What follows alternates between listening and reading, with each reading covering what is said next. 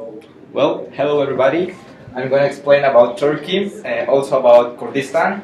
The people in Kurdistan, they are known as Kurdos. They are located in Turkey, and I want to explain about them because the people that I talked with, that I contacted, were from Turkey. Also, when I was in Florence, I met two brothers. They were from Turkey, specifically they were Kurdos. So I'm going to explain about both cultures. So about the nationalism, we have to see both cultures because they share history, place, and some like religion and other thing, another characteristics. Well, the flag in Turkey is this one. It has to be with Muslims. That's because the moon and the star. And the flag of Kurdistan, it used to be this one, but nowadays it's not recognized.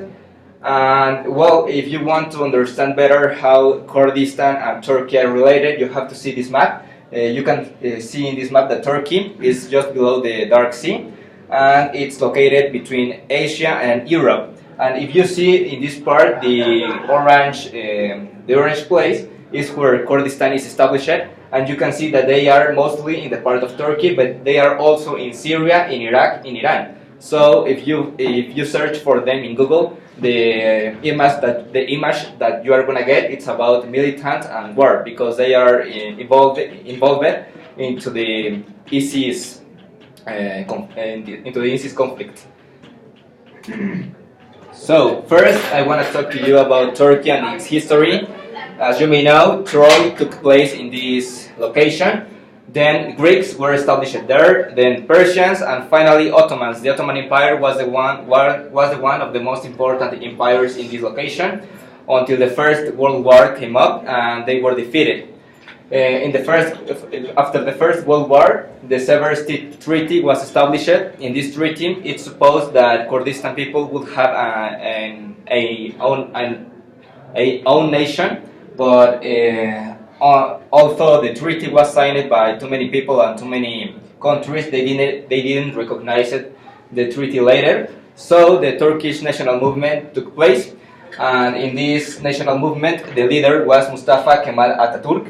He is very recognized in Turkey. Almost in every school, in the governmental school, you can see image of him. Also, my friend told me that if you go to Spain and you go where Turkish people are established, you are gonna see too many flags and too many images about him, because he was the one that established the new republic that we all know as Turkey.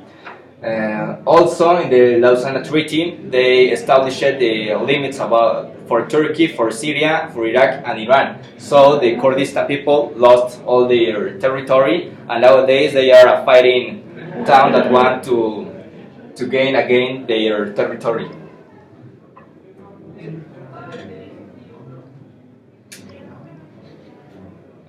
So about the Kurdistan, they share the same history about the Greeks, the Troja part, the Persians, and the Ottomans.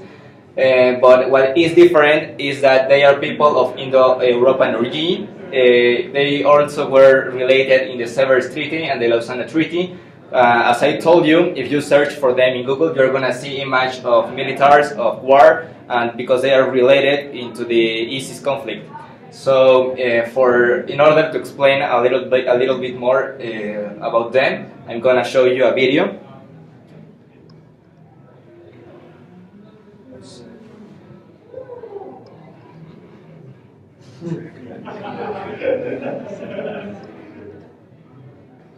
Okay.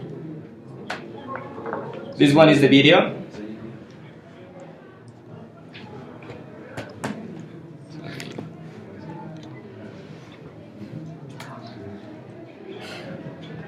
Group ISIS is fighting against the Shiite-run government for control of most of the country. But those aren't the only groups in Iraq. There's a whole other group of people known as the Kurds, who have their own security force and their own autonomous region and government. So who are the Kurds, and what do we know about them?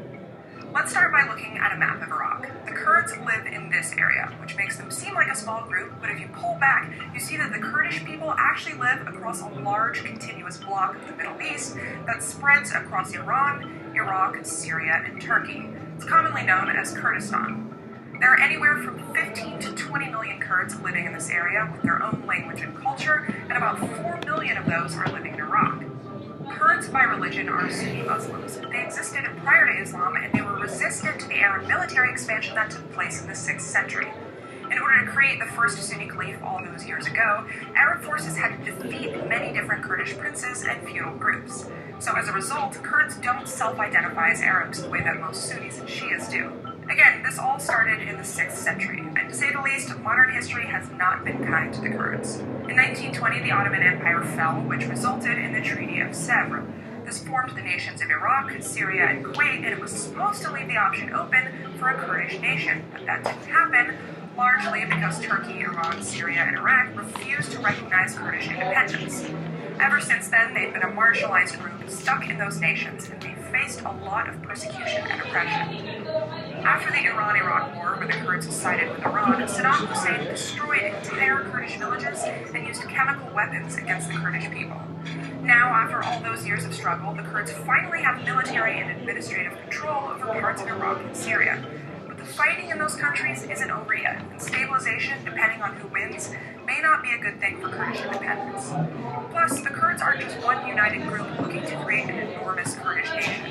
They have numerous sub-factions and rifts. When you're talking about the Kurds in Iraq, you're talking about the Kurdistan Regional Government and their Peshmerga security forces. These are the people currently running the only autonomous region under Kurdish control. They're keeping the Kurds safe, and they have a record of assisting the U.S. with their war efforts in the area. The Peshmerga was the group that captured Saddam Hussein in 2003, and they also captured Osama bin Laden's messenger in 2004, which led to the eventual U.S. capture of Osama bin Laden. If you'd like to know more about the conflict in Iraq, click now to see our video on YouTube. Well, as you have seen in the video, nowadays the Kurdish people are recognized a little bit in Syria. They have their own government and their own laws and security. They also help in the Osama bin Laden capture. So little by little, they are gaining terrain.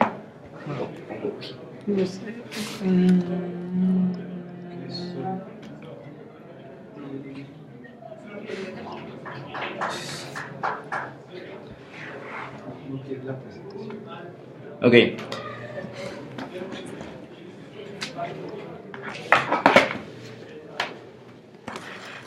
So the next part, although I've said that Kurdish people are a fighting town, there are also too many different stories, and I want to share a history about the people that I met in Florencia, Florencia, and they were Dilo Kaplan and Bilal Kaplan.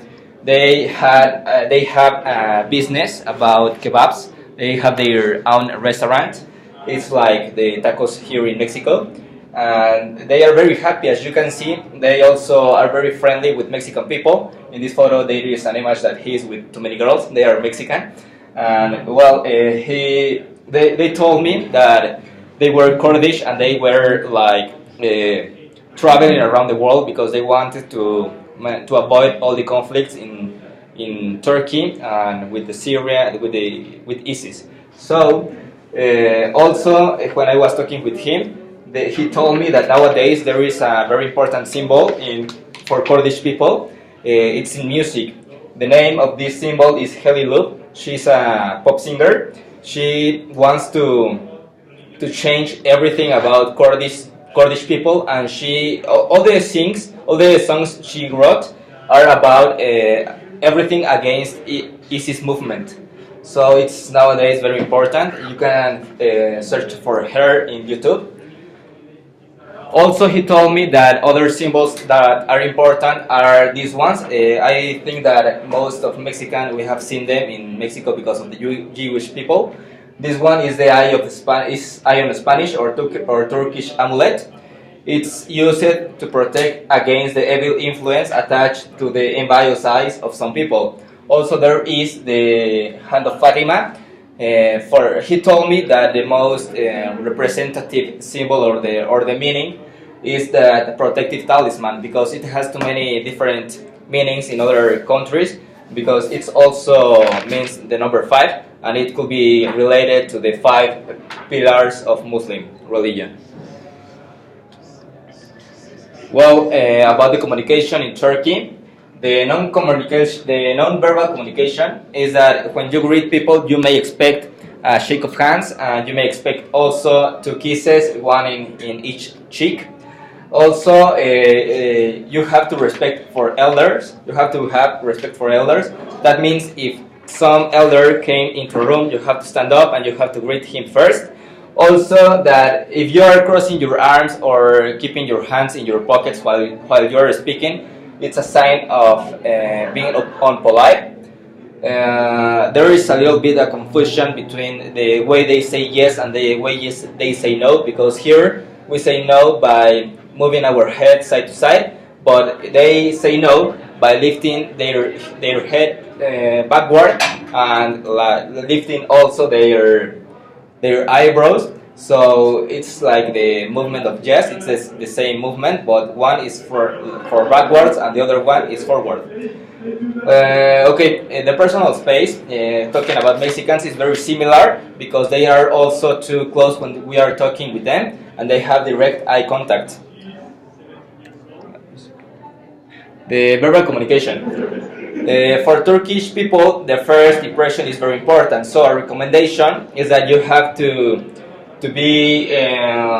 show importance for their culture. You may ask for the Hagia Sophia, for some important places in Turkey, but there are topics that you should avoid. Those topics are about the religion, politics, and also their hijab, because that's the headscarf that they use in the Muslim religion, and that's a controversial topic. Okay, about the customs, tradition, and rituals. The thing that I found that is the most important is about the weddings. They are, well, in rural places, the family used to have a great influence about marriage, but in urban places, mostly all the couples have their own decision. Also, traditional weddings are held less and less because of the urbanization, the globalization, and because of that. Well, a little summarize about this festivity is that the first day the lady is decorated with henna. The second day, the parents of the couple offer food to the guest, and the third day, the bride is taken to the groom's house. Another festivity is the Feast of Sugar. The Muslim festivities are determined by the lunar calendar, so every year they are different because of the lunar calendar. And well, in this feast, it's supposed that families are gonna have a great time. They are supposed to eat too many candies, and it's a time where they have to be polite with other people. Also, okay, in the fourth day of Muslim holiday called the Qurban Bayrami, obedience to Abraham is it's like related to the story about Isaac, that he has about Abraham, that he has to sacrifice his only son Isaac. So it's supposed that in this festivity you have to eat a lamb. And other public holidays are the New Year, the National Sovereignty Day, that is related with the Children's Day. Also the commemoration of Ataturk, that as I told you, he was the one that established the new republic. And well, the Republic Day, and I think that's all. The business etiquette. Turkish people they expect you to make appointments by 1 or 2 weeks before. You have to make appointments by telephone. Also, you have to take into account they took a vacation during July or August. So punctuality is also expected, and Turks prefer to do business with people they know. So you have to do a little talk about before you start talking about business. Also, the first appointment should be about socializing, not only business. And Well, I think that's all. Here are my reference about the blogs I found it, about the conversations with my friends, and here are the links about the information.